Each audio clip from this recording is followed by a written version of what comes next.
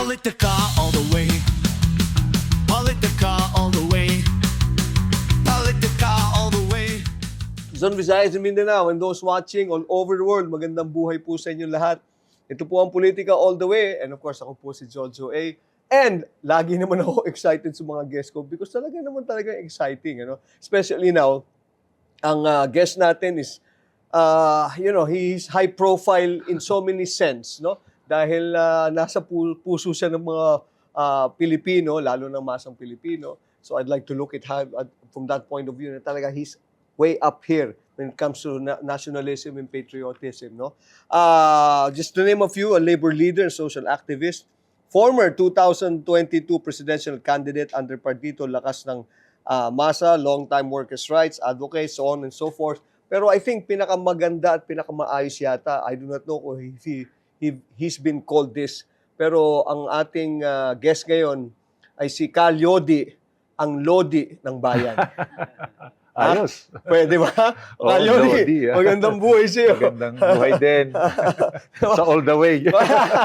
Cal Yodi, it's very interesting dahil ngayon, na andito ka at wala ka dun sa rally. 'Di ba? Nabiglaan, hindi ka ba nabiglaan? Nag-rally na naman sila. Oh, hindi ako inimbita eh. Maganda pa naman yung issue nila, corruption. Oh. Napakaganda, kaya lang hindi nag-imbita. Oh. Hindi ko nga alam, nagising na lang ako, nag-rally na sila. Nag-rally na sila. Kasi sabi nila, parang out of the blue na lang daw yata, nagkaroon ng rally. Tama ba yan? Or accepted ba yan ng government? Or accepted ba yan ng tao? How does this all rallying process work? Karapatan nila yun. Oo. At naging effective dahil malaki. Mm-hmm. Pero kung yung surprise na yun, sila ay dadalawampu, lilimampu, malamang bubugsarado sila. Pero dahil malaki, no, ay hindi kinaya. At na-tolerate ng kapulisan. Pero dapat ay nag-abiso. Tingin ko dapat nag-abiso para na mabigyan ng permit, magkaroon ng arrangement sa police, magkaroon din ng arrangement sa traffic. Dapat ay nagkaroon ng abiso. Pero tingin ko, yun yata talaga ang kailang taktika. Oo. Yun ang kailang taktika. So, taktika nila yung paggawa ng rally ng out of the blue tapos marami yan. Oo, na to hindi make a handa yung mga statement. tao at mataranta yung mamaya ng Metro Manila, mapag-usapan. Sa tingin mo ba, discarte nila talaga nila. yung diskarte Sinadya nila yun. Sinadya nila yun. Sa tingin mo ba, naging epektibo yung pagsadya nila? Nakuha ba nila yung gusto mangyari? Na epektibo, meron lang silang nakuha ang hindi nila inaasahan. Yung galit ng mga yung galit ng mga tao. Yun yung malamang yun, hindi nila inaasahan yun. Naggalit yung mga tao dahil sorpresa nga. Pero yung objective nila na ipaabot, yung kailang paglaban sa korupsyon at pagdidiin kay sa gobyerno ni BBM bilang korap na gobyerno, ay tingin ko na irehistro nila.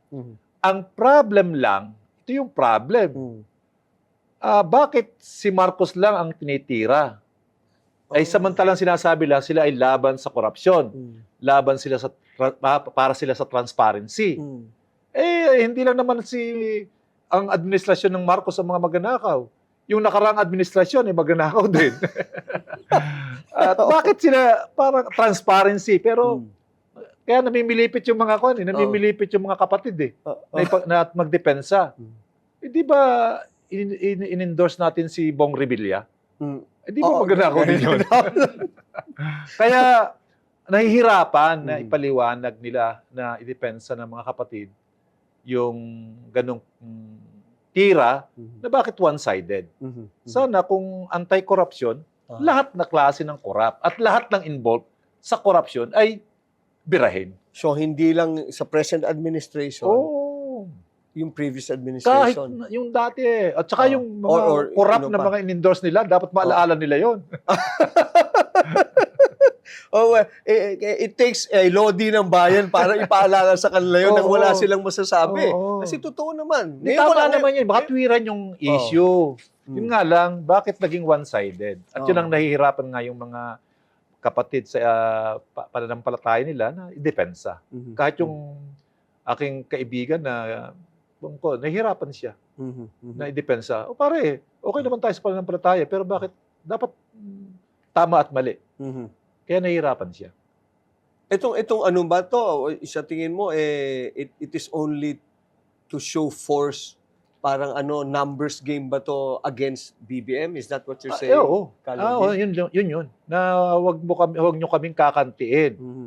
Dahil may kalalagyan kayo, meron kaming pwersa na kaya namin i-command. Oo. Isang click lang namin, Mhm. darating, Oo. nang walang click lang yan. Mhm. Kahit Oo. madaling araw pupunta, alas 4 ng madaling araw, magkikita-kita kami. Kaya namin yan. At yan ay calibrated o control pa lang yan. Mhm. Hindi pa yan todo, Mhm. Parang gano'n. Par- Kaya naman si Marcos ay nag-alala din, di ba? Oo. Hindi siya umalis ng Malacanang. Ano, Kinancel yung mga, hindi mo na mga siya lumakad. schedule, ano? di ba? Oo. So talagang, ano parang... At saka real. Real naman, Jo, yung korupsyon. Hindi naman may tatanggay. Tama naman yung issue nila. Mhm. Yung nga lang ang problema, bakit kung yung kalaban lang, Mhm. yung sarili nila, ang dami namang mga korap din. Mhm. No? Mhm. Si Marcoleta, Oh. may asunto rin. Oo. Bakit di nila binabanggit? Mhm. Yun nga ang Bakit si chismis. Bong Revilla, tsaka yung mga endorse nila nung eleksyon, Oo. bakit na di nila binabanggit? So yung sinabi mo one-sided, talagang kumbaga sa lista, hindi, ito ang ayaw namin. Sila lang, yun lang ang ano Parang nila. Huwag magpakadalisay kasi noong 2016, nindorse nila si Duterte. Mhm. Samantala ang programa ni Duterte, pagpapatayin ko kayo. Oo. Pero nindorse nila. Oo. Oo.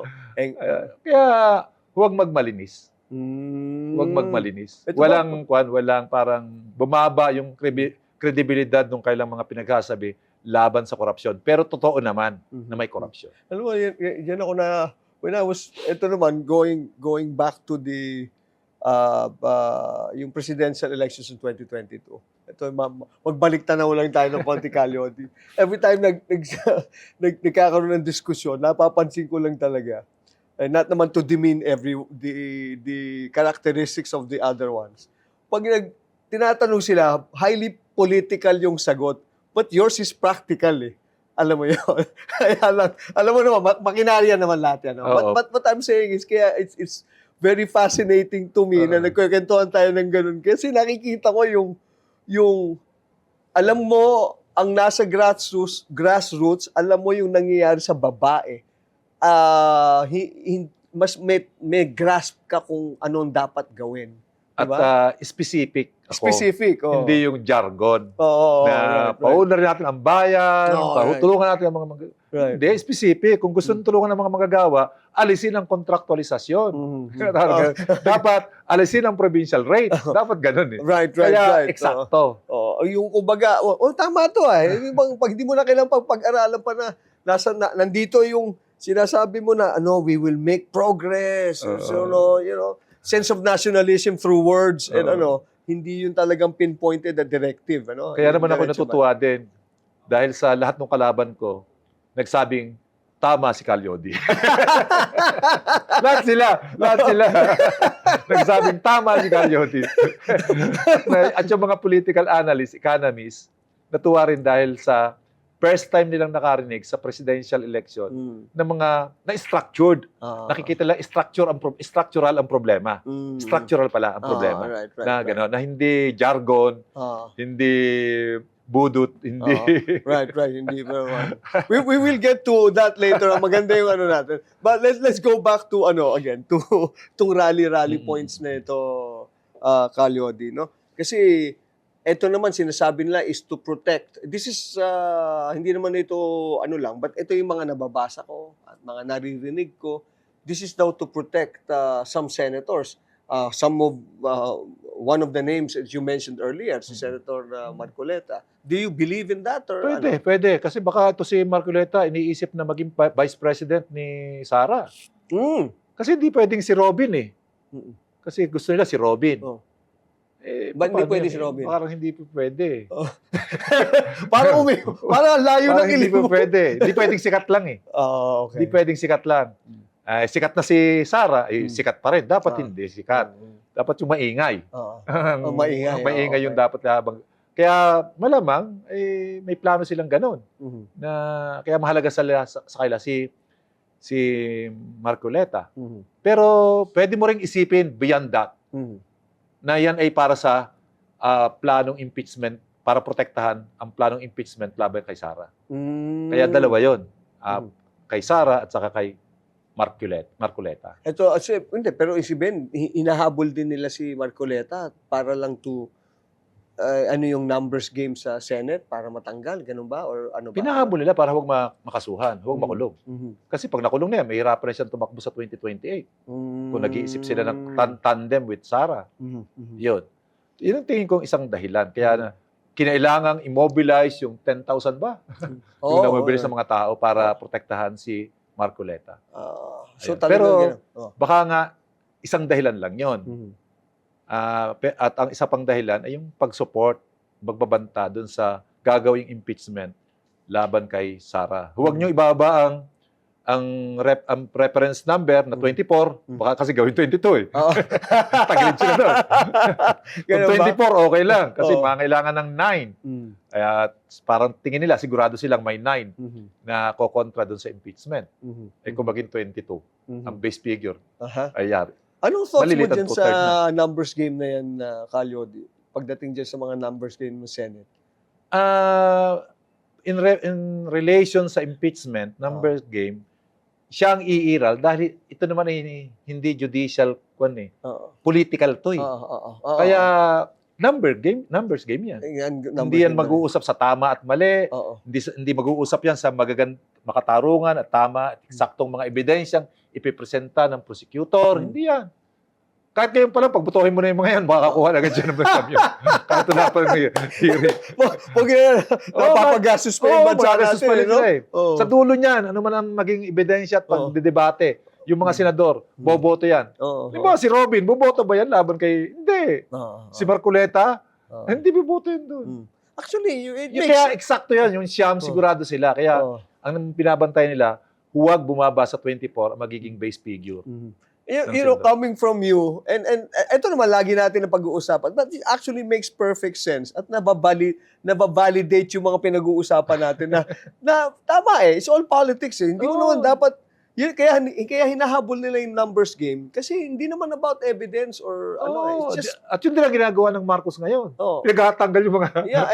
actually both parties. Pareho yan. One is to retain. Kaya labanan The lang number, yan ng dalawang paksyon ng dinastiya sa ating bansa.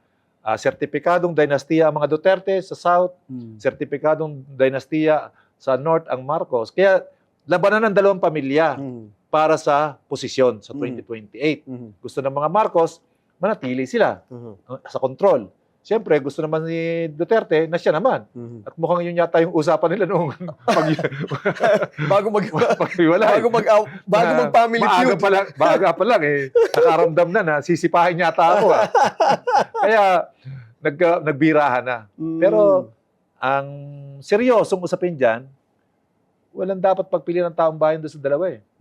Kasi parehong proven na wala naman eh. Ibinaon tayo sa utang. No? Kung kay Duterte, from 5.9 trillion, ginawang 12.7 trillion. Dahil naglagay ng napakalaking utang doon sa pandemic na walang bidding. Kaya may akusado siya doon ng 100 billion ng overprice.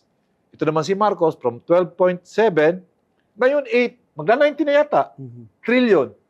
At may balita ako na aabot ng 23 trillion bago matapos yung kanyang termino. Grabe yan, Jo. Grabe yan. Politica all the way. Politica all the way. Politica all the way. Ay kung ako naging presidente, kung boto ni Marcos sinapunta sa akin, tapos na yung mga Tapos na yung labanan. At saka, yung mababaligtad ang mundo. Mababaligtad ang mundo. Na, malamang sila nagrarally ngayon.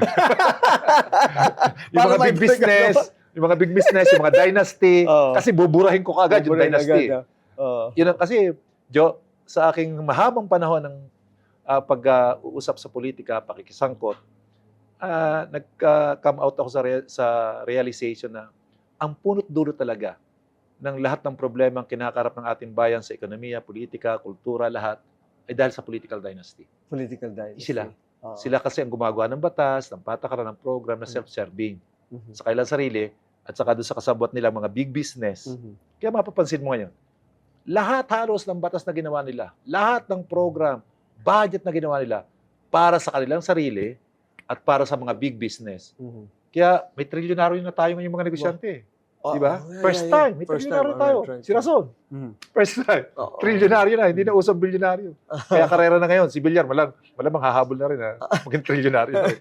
Yan kung Pero yung mga manggagawa, mamayang Pilipino, sad-sad pa rin.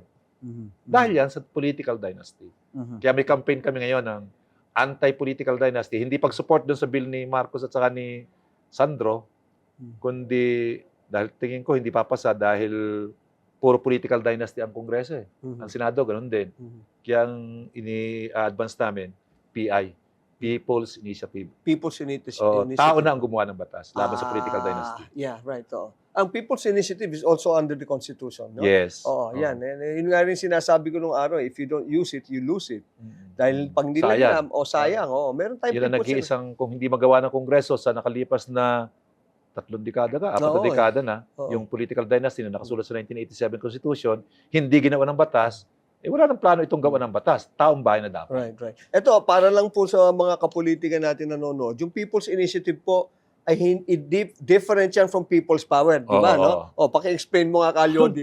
Kasi pag ako people- na-explain, baka sabihin nila, ano nga ulit, Joe? Ano ba ikaw na Yung mag-explain? people power ay yung Oh. sa EDSA. EDSA, yan. Mga maraming tao, o This is a saan man different lugar. Ito yung power to the people. Iba yung power people to the power to people. yung power to the people. Oo. Sige, explain mo. Yun naman People's Kalyodi. Initiative. Oh. Ito naman ay kung hindi nagagawa ng Kongreso yung gusto ng mga mamayan, Mm. tulad itong political dynasty, sa mahabang panahon, 1987, magka-40 na nga, Oo nga, taon. No? Magka-40 taon na. Hindi ginawa ng enabling law, yun ang paraan ng binigay ng konstitusyon na mamaya na ang gumawa ng batas sa magitan ng pagpapirma ng minimum na 3% sa bawat district at sa kabuong bansa, dapat makakuha ka ng 10% ng voting population. At And- pagka nangyari yun, hindi na kailangan ng pirma ng Ng Kongreso, Presidente, no? ng Senado at ng Malacanang. Mhm. Pagka nahihilasalang sa referendum at nakakuha ng majority vote, Mhm. yun ay batas na yun. Pero yung referendum na yun would also entail, meron din timeline yan na sinusundan or automatic, ito na, more than 10% kami, para lang May sa mga- proseso siyempre sa COMELEC, Oo. i-certify nila yan, i-imbestigahan kung tama o mali yung mga pirma, then pagka na-certify nilang tama, Mhm. ay magkapa-eleksyon. Mhm. Magkakaroon ng referendum Mhm. para kunin ang pagsang-ayon o di pagsang-ayon Mhm. ng mga mamamayan. Mhm. So medyo may ano rin, medyo tedious din yung process. no? Correct. Oo. Ang maganda lang ngayon, kaya medyo may pag-asa, ay dahil 72% ng mga tao, botante, galit sa political dynasty. Dahil doon sa nangyaring 2025 budget, na halos lahat ng sangkot, pangunahing sangkot, Oo. ay mga political dynasty. So there's still hope.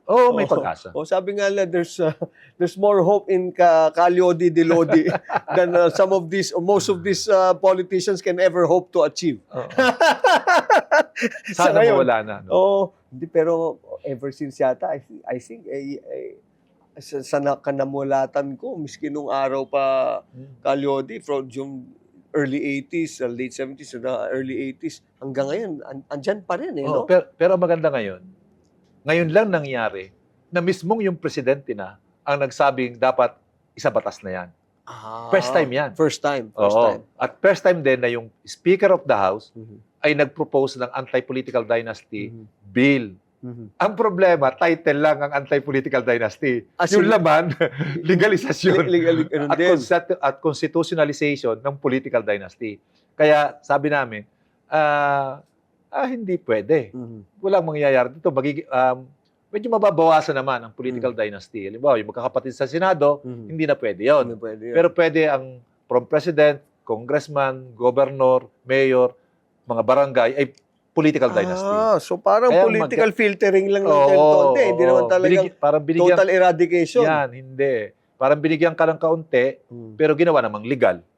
ginawang constitutional. Ngayon, ang political dynasty. Yun, parang ganun. Ganun pala. Kaya parang mas mabuti pa, hindi na muna. Oh, hindi pa At least- nabago. At least sa konstitusyon, bawal. Bawal. Ngayon, bawal. magiging, pag nangyari yan, ipasa, magiging constitutional na ang political dynasty. Hindi tama, buti na lang andyan ka Kalyo dito explain this to yung sa mga tao kasi minsan alam mo naman medyo Oo. out tayong yung mga mamamayan natin na medyo busy makita lang nila yung word na anti-political dynasty akala nila yun na, Oo. di ba? Oy, good na pala. Kaya kailangan, yung pagnilay-nilay ng mga kailangan para marami makarinig, regular mo kong iimbitahan dito.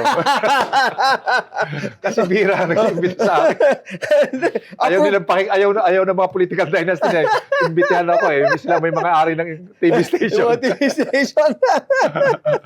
Hindi, pero ito naman, pagkikwentuhan, alam mo, maigi na pagkikwentuhan naman natin. Ako, I still believe, Kalyodi, na itong exercise of talking about things, no?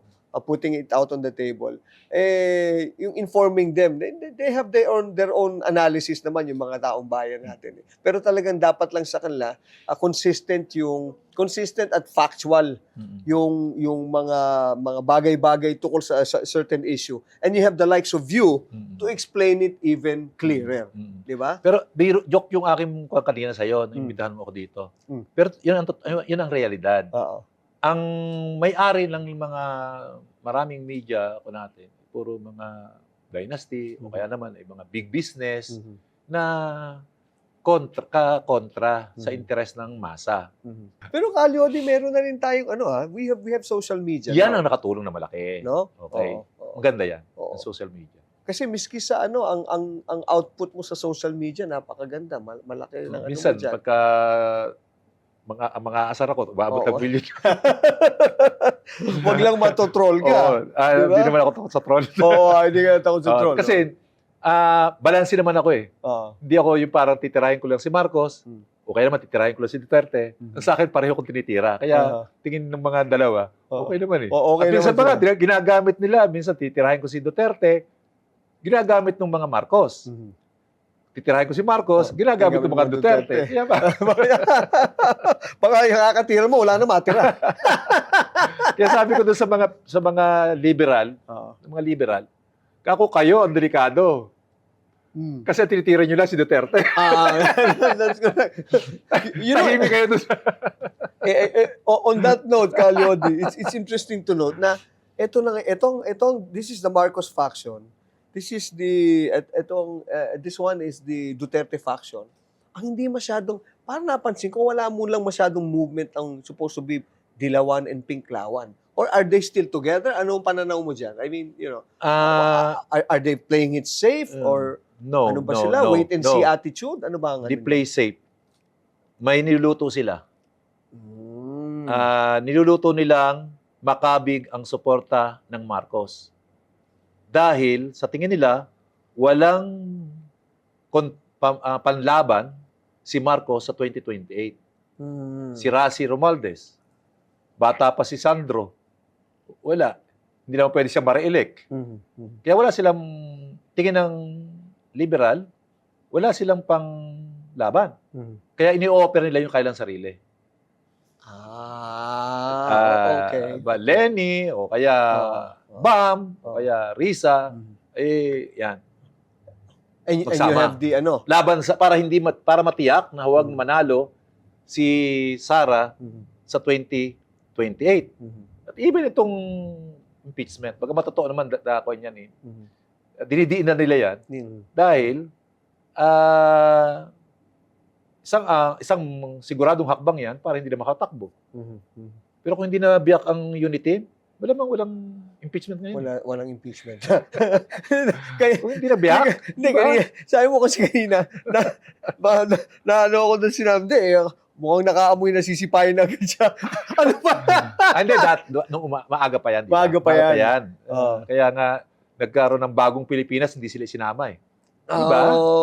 Kaya si Duterte doon naglunsad ng prayer rally sa Davao. Doon niya tinirang bangag si Marcos. Okay. Kasi hindi na sila sinali sa bagong alyansang binuo eh. Bagong Pilipinas sa Luneta, di ba? Yun.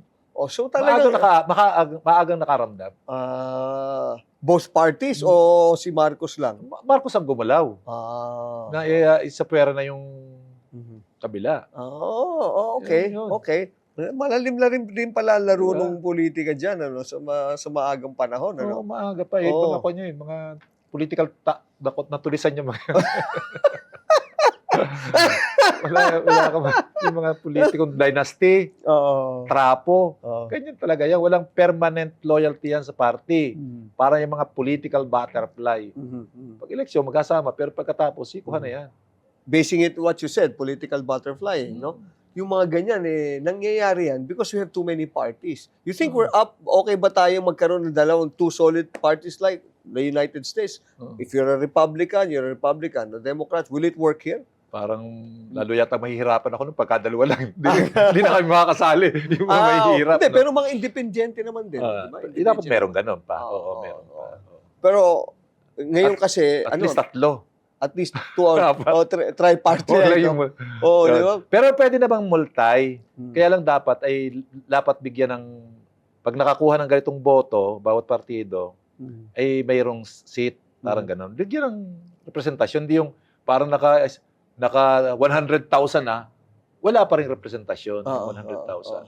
Parang ganun. Yun na nakikita ko Kaya dyan. pwede naman multi-party, pero hindi lang dapat parang winner take all o kaya dalawa lang ang naglalaban. Kundi yung nag-e-elect na may boto makukuha yung partido mismo. Pag nakakuha sila ng parang party list system. Right. Oh, very interesting yun, ha? Kasi makikita mo talaga yung, siyempre, ang demokrasya naman is based on the numbers, di ba?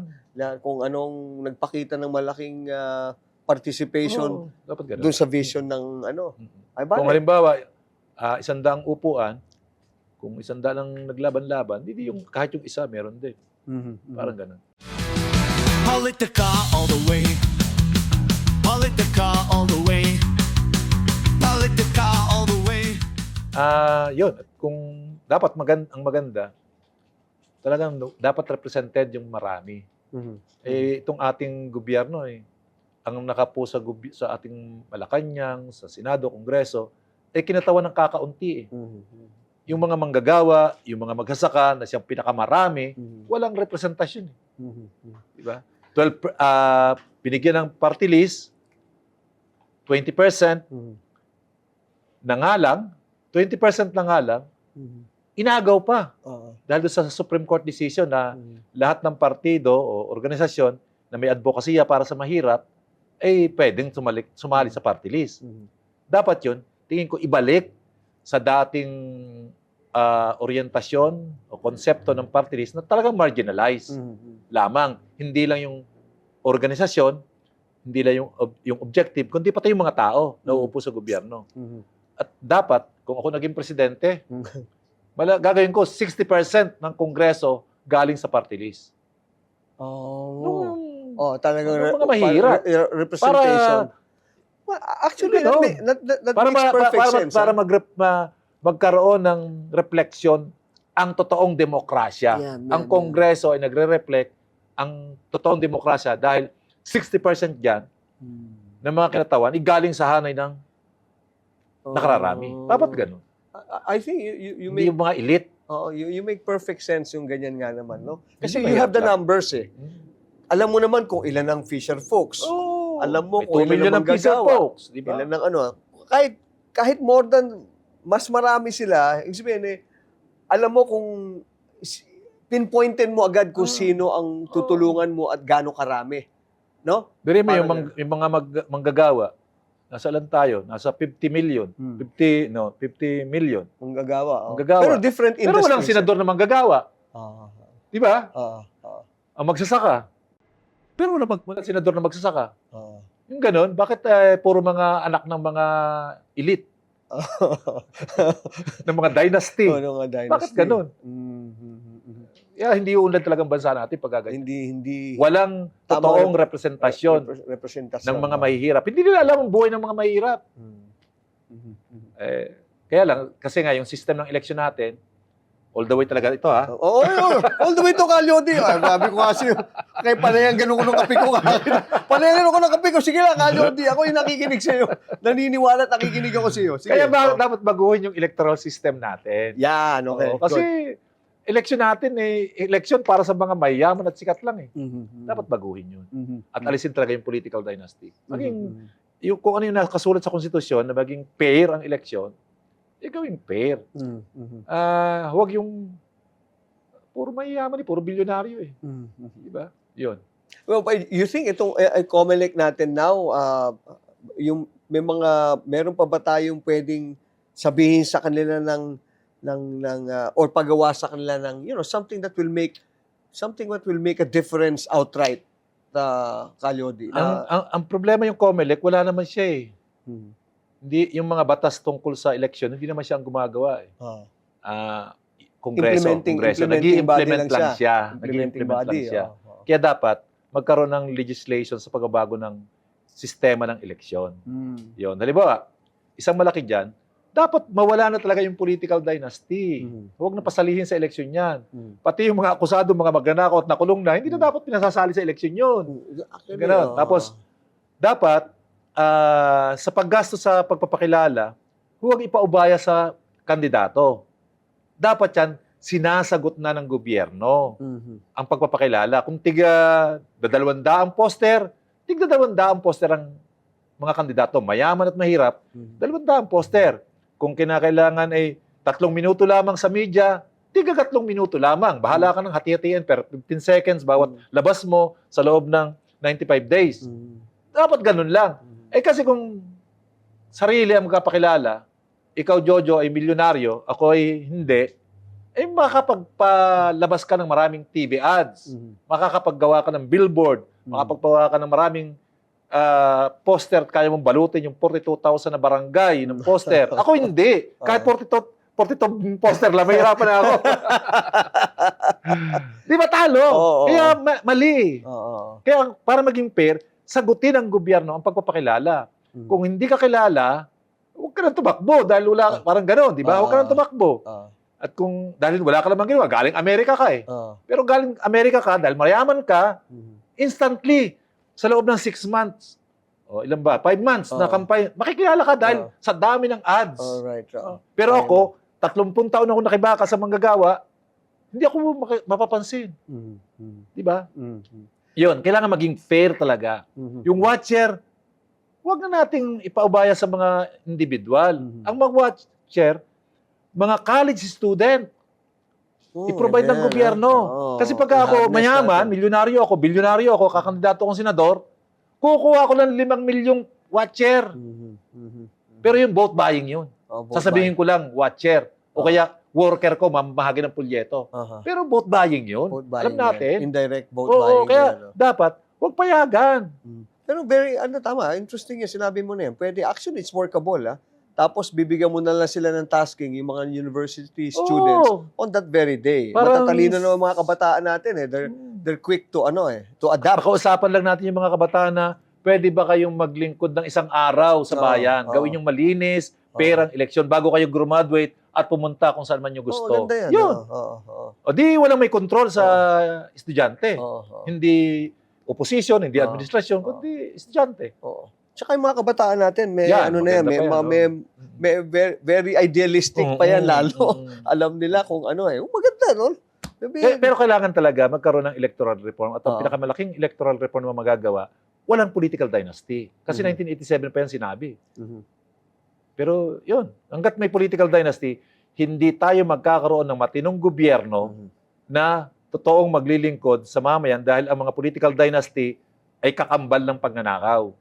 Kasi yung konstitusyon nga, nilalabag nila eh. Yung pa kayang pagnanakaw hindi nila magawa. Kaya, yun ang punot dulo ng problema ng bayan. Ng bayan, Hindi ugat, May ugat pang iba. May iba pa. Pwede rin natin pag-usapan yun.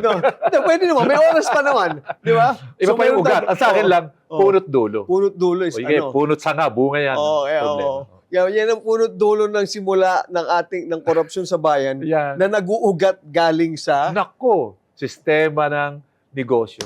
sistema ng negosyo. Oo. Kasi Ayan, ang- bilang very, ano ka sa manggagawa. Kasi, Oh. ang pinatakbo tayong negosyo na eh. Hmm. Yung buong Pilipinas. Kaya kahit pagdumi, may bayad na. Oh. Pinababayaran na. Pag-ihi, Yeah. pinababayaran na. Oo. Lahat na ng paggalaw mo, may bayad na. Hmm.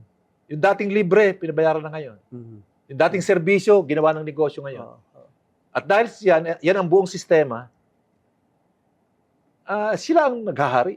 Mhm. Sila ang nagtatamasa ng yaman. Yung mga negosyante. Oo, mga negosyante, lalo na yung mga big business. Mhm. Sila, hawak nila yung gobyerno. Alam mo ba, Jo, Okay. nalaman ko na twice a month, kinakausap ng Malacanang ang mga kinatawan ng mga negosyante. Ang tawag doon, Private Sector Advisory Council. Private Sector Advisory Council. 2 beses isang buwan, pinatatawag sila doon para makipagkonsultahan ng Malacanang sa kanila. Pero ang manggagawa, ni minsan, Mhm. 4 na taon na, hindi pa kami Hindi pa kinukonsulta. kinakausap. Kaya yung gobyerno natin, mula noon, hindi lang ngayon, mula noon hanggang ngayon, ang nagpapatakbo para sa interes ng kapital, ng negosyo. At yun ang lahat ng problema. Kaya, bakit ginawang provincial rate? Sino makikinabang sa provincial rate?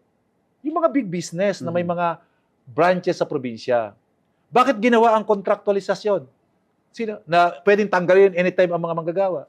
Sino makikinabang dyan? Big business. Di ba? Bakit ipinatupad ang batas na rice tariffication law na pwedeng mag-import ang mga importer ng unlimited na volume ng bigas? Sino yan? Sino makikinabang? Di mga malalaking negosyanteng importer. Sino tatamaan? Di ang mga magsasaka. Bakit yung privatization ng sektor ng serbisyo? Bakit ginawa yan? Sino makikinabang sa privatization ng tubig, ng kuryente, ng hospital, ng kalsada, ng lupa? Sino makikinabang dyan? Di mga big business, yung may mga pera. Sino magiging kawawa? Tayo. Kasi pag nahawakan ng mga big business, ang tubig, halimbawa, ang kuryente, halimbawa. Utilities. Kasi dati yan, hawak ng gobyerno eh. Magiging negosyo. Itataas ang presyo. Kaya nahihirapan tayo. Unlike kung hawak ng gobyerno, papatakbuhin serbisyo. Tubig, hindi naman ginagawa ang tubig. Hinihigop lang, lalagyan mo lang ng tubo. Hindi ba kayang gawin ng gobyerno yon? Kaya ngayon, taas ng presyo ng tubig sa taga Mindoro ako eh. Sa Calapan, ang tubig doon, 66 pesos per cubic meter. 66 pesos. Di ba? Wow. Samantala ang tubig doon, nag-overflow. Overflow. Yung natural ba? Free flow. Ang kuryente doon, 18. Cooperative ba kayo doon, no? Ang kooperatiba pa yun. Lalo na kung hindi kooperatiba yun. Pero Cooperative na yun, ha? Oo, 18 pesos ang kilowatt Per kilowatt. sa Mindoro. Kasi nga, negosyo eh. Kasi pero naman hindi naman totoong kooperatiba. Ang Front lang yun. Ormeco. Ormeco. Kundi yun eh, parang hawak ng NIA, pero incorporated. Hindi CDA. Okay. Yun. Kaya, So, ang nangyari nakikinabang pa niyan, parang napasama pa nung privatize. talaga magiging masama kapag i-private kasi nga magiging negosyo. Yung masama talaga yun. Ang dapat talaga, yung sektor ng serbisyo ay hawak ng gobyerno para i-express ng gobyerno yung kanyang pagsiservisyo. Dapat ganun eh. Tama. Hindi, tamad yung gobyerno eh. Hindi lang si Marcos ha. Lahat ng gobyerno tamad. Mula kay Cory, tamad. Privatize yung lahat ng mga sektor ng serbisyo na dapat hawak nila.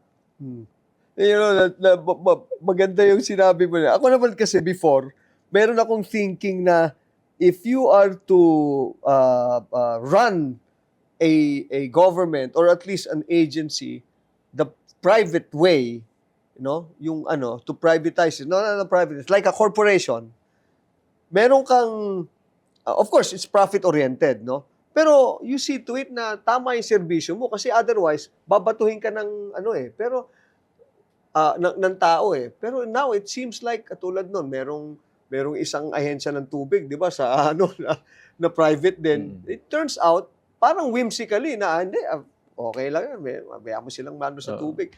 Lalong nawala na accountability yata. So nawala yung parang meron silang tinatawag diyan in business na para bang ano, Corporate honor o responsibility. integrity. Oo, Corporate corporate responsibility. responsibility. Yung mga CRS, Oo, part of pero- your CRS, supposed to be. Parang ang problema, pinatatrim sa atin na para bang ang magandang serbisyo lang ay magagawa ng pribado. Bakit hindi ba totoo na pwede rin mang gawin ng gobyerno? Gobyerno, oh. Diba? Diba, Kalyodi, Kaya diba, there was- pwedeng magawin ng gobyerno na napakababa ng Oo. bayad. Oo, Bakit kinakailangan itaas ang bayad para maging maganda ang serbisyo? oo, oo. Pwede namang mababa ang bayad Correct, oh. na maganda ang serbisyo dahil ang Tama. gobyerno ay gobyerno ng makatao. There was a time, alam ko, yung transport, a portion of the transportation sa government, di ba, Kalyodi? Merong ganun. Alam ko, meron pa nga tayong mga lab bus noong araw. Alam ko, Oo. na ang baba lang yung Oo. ano niyan eh. Oo, Baba ang bayad. Oo Kaya, nga eh. kaya. kaya. Oo. Yung ang airport natin ngayon, di ba? Oo. Privatized na. Kaya ang Yeah, ginawa, oo. pati parking ang taas. Oo. Kumita si Ramon Ang. Ay bakit ganun? Kung sino na yung mga bilyonaryo at mayayaman, siya pa ang pinapayaman. Wow. Okay, wow. Napapasarap ang kwentuhan natin. Dapat yata, iba iniinom natin dito. Hindi kapit tsaka tubig. Okay lang. Kalyodi. Okay lang. Politica all the way. Politica all the way. Politica all the way. You run for president. Yes. And no one will run for president unless alam mo na mga dapat mong gawin, di ba? So, para lang hindi ako, para precise ang aking mga tanong, isinulat ko na for you. Okay?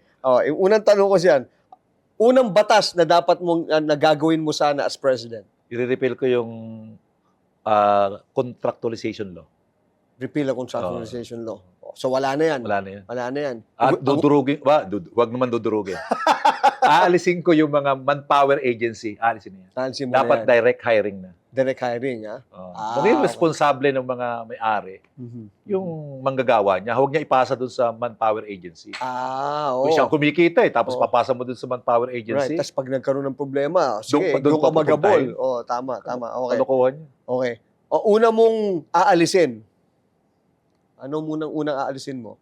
Puro una to eh. Una, aalisin. Ang political dynasty. Political Oo, dynasty. dapat yan, nakasulat na yan sa konstitusyon, hindi nila magawa, gagawin ko. Okay. Unang dadagdagan mo ng budget. Ang unang dadagdagan ko ay ang agriculture. Agree. Kasi gusto kong paunlarin yung ating agrikultura para tiyakin ang food, pagkain. Hindi lang food security, kundi food sovereignty. Kahit magkagera sa Ukraine, sa Iran, ay mayroon tayong tiyak na pagkain. Napakaganda ng food sovereignty. Oo, Meaning tayo... hindi security ha. Oo. Food, maganda yun. Independyente tayo Oo, from any yan. other. Kasi kung sino agriculture man. tayo eh. Yes. Hindi lang actually Mindanao eh. Even Luzon has a lot of agricultural potential eh. No, na hindi natin na-harness. Okay. Para kandidato yata uli ako ah. Dapat yata, mamaya pa lang. Huwag ka mag-alala, Kalyo. Dinadating tayo dyan. Okay. Una mo nga harapin, presyo ng bilihin, corruption o trabaho? Trabaho. Trabaho muna. Trabaho muna. Trabaho. Bibigyan natin ng trabaho yung 13 million na walang trabaho. 13 million na ba? Oo. Alam mo ang pinakamabilis niyan? Paikliin mo yung oras ng paggawa ng mga manggagawa. Yung dating 8 hours, gawin mo 6 hours na lang. Na walang mababawas sa sahod at benepisyo. 25% ang 2 hours. Ang 13 million ay 25% ng 45 million ng mga manggagawa natin. Kaya automatic, magkakatrabaho sila. Ibababa mo lang yung oras ng paggawa. Okay.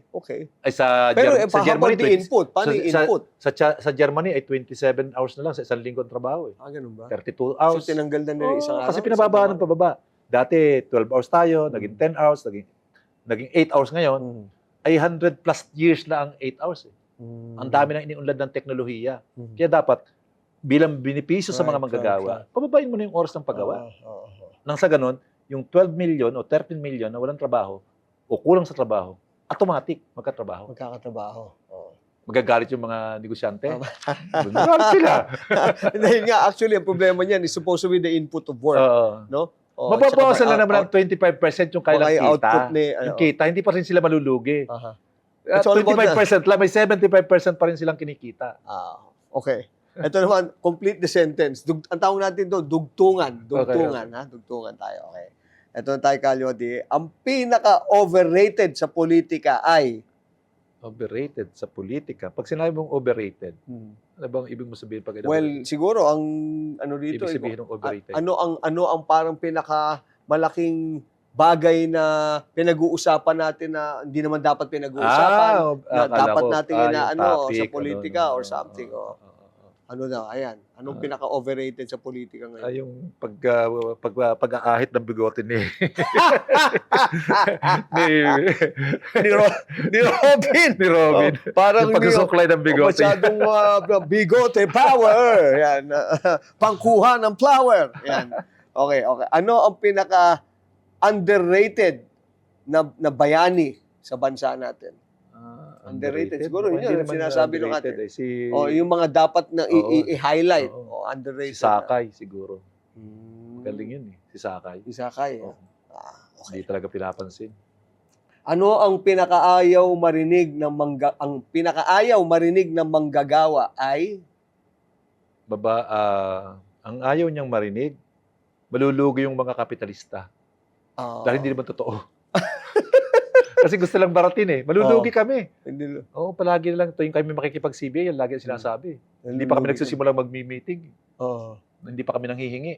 Malulugi na daw. Malulugi na sila.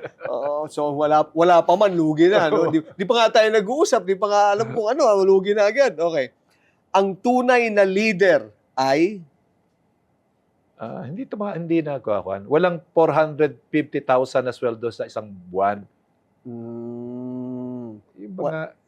Yung mga senador natin na tumutulong, sila daw ay maglilingkod, pero meron silang 400,000 buwan-buwan. Alisin mo kaya yun? Oo. Bukod pa sa mga perks, ano? Iba pa yun. Mas May malaki perks yun. pa. Iba pa yung Oo. tawag dito, office and Oo. everything. And the that comes with it. Ang malaki doon, prestige ang and malaki the doon yung malay-maleta. Talagang Yun ang mali. malaki, Oo, diba? Alam mo agad, mali Mali, ta eh. talaga, No? mali, Talagang mali talaga. Okay. Kapag narinig ko ang salitang unity, ang naiisip ko ay Pagkakahiwalay. Yun, ang naisip ko agad. parang ironic, ano? Oo, Parang merong pagkakahiwalay. unity, tapos Biglang paghihiwalay hiwalay. pala. Ay, nako. But Kalyodi, I want you to address ngayon yung mga taong nanonood sa Okay. atin sa buong mundo. Jo, Kalyodi. maraming salamat sa seryoso pero napakasayang usapan. At sa mga manonood, huwag tayong palinlang sa dalawang kampo ng mga dynastiyang nagbabangga ngayon, Marcos, Duterte. Huwag tayong mamili dahil wala naman tayong pamimiliin sa kanila. Napatunayan natin sa mahabang panahon ng kailang panungkulan, wala. Katulad din sila ng iba pang mga dynastiyang namuno sa ating bansa. Ang kailangan natin ngayon ay pagbabago sa sistema ng ating politika. Politika sa pamumuno hindi ng mga elite at ng dynasty, kundi pamumuno ng mga leader ng sektor na sa mahabang panahon, may eleksyon at wala, ay kasama natin sa laban. Yun lamang, maraming salamat. Wow, maraming salamat, Kalyodi. Mabuhay ka. But ito, lagi ko na sinasabi dito sa programa natin all the way not without a song yan, Kalyodi, di ba? Alam ko maraming mga patriotic songs, ganyan. But ang gusto ko maiba naman, ano ang go-to song mo na pag tayo ay nasa entabladon, karaoke naman ang pinag-uusapan? Hindi na yung mga kinakanta namin sa rally. Huwag na yun. Medyo mabigat na yun eh. Yun lang Tatsulok. Tatsulok? Yung kay Bamboo. Bago yan. Pero hindi, bilib ako sa'yo. pero hindi si Bamboo ang gumawa nun, di ba? Yung ang gumawa nun ay Buklod. Yung Buklod, yung buklod. Habang may tatsulok at sila ang nasa tuktok, hindi matatapos itong gulo. Yun. Maganda, ha? Dapat, doon na lang tayo dapat nagsimula sa kantahan na lang muna. Kaya dapat baligtad rin ang tatsulok. At ikinanta na nila lahat kung sino dapat ikinanta. Pero maraming salamat sa iyo. Mabuhay ka, Kalyodi. Okay. Thank you sa pag-imbita. I hope, one of these days soon is my prayer is for you to be able to actually do it, yung sinasabi mo para sa mga kababayan natin. Salamat. Mabuhay po kayo, Kalyodi. Maraming salamat. Politica all the way. Maraming salamat ulit, Kalyodi. Okay, sabi ni Kalyodi, karapatan daw po natin ang mag-rally, pero dapat mag-abiso rin tayo, no? To those agencies concerned. Number 2, ang punot dulo raw po na ang problema sa bansa ay political dynasty. So dapat tanggalin na rin yan. And last but not the least, sabi niya, dapat daw para magkaroon ng real progress ang ating bansa, dapat daw sa liderato at politika na namumuno dito sa atin ay dapat baliktarin ang tatsulok. At dyan po nagtatapos ang politika all the way. Lagi po natin tatandaan, diskusyon po, hindi away, opinion lamang po, hindi personalan. This is Jojo A. Peace and love. Politika